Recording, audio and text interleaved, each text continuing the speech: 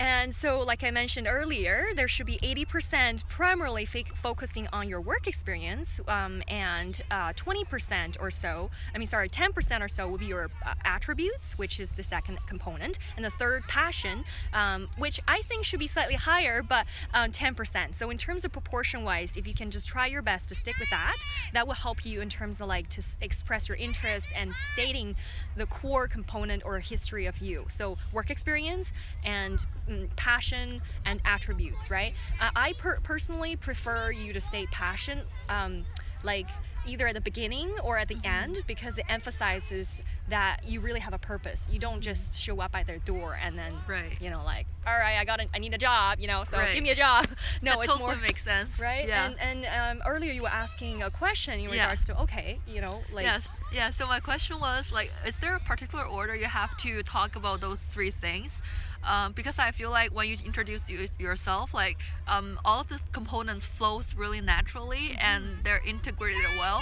But I feel like it's not in that WAP order in particular. So do we have to speak it in that particular order? Okay, such a good question. Yes. So I would recommend you to start with work experience, just because, again, it is, you're basically reassuring the employer, hey, you know what, I've done this before. I totally know what the job is expected, what it entails, you know, so that really sets a good tone for the entire interview. But if you really kind of wanted to start off with passion, I would recommend, if you don't have an experience and you just kind of wanted to emphasize on the fact that you like what you do and you find purpose in this kind of job, then perhaps, definitely, please just go right ahead with the passion first, right? And it depends on what are your strengths. I highly recommend going with the experience if you got one, but if not, you know, you could totally sort of switch it around, whatever works the best for you, as long as you have all these three included in there. And don't forget, I know a lot of you say, okay, WAP statement, where's the purpose? That's why I add in there, because a lot of times, you know, people either forget about it or they just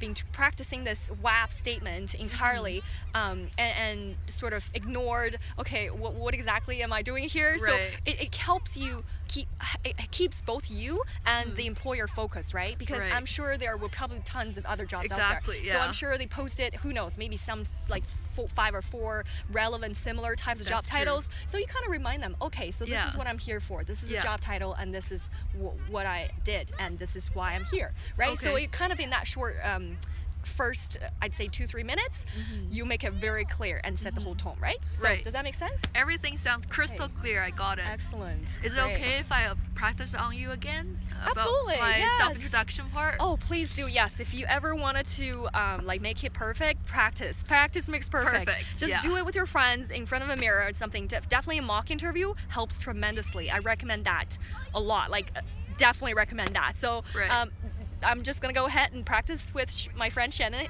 here, but you can go ahead at home and do the same thing. Hopefully you like this video, share or subscribe. I'll see you next. See ya. Bye. Bye.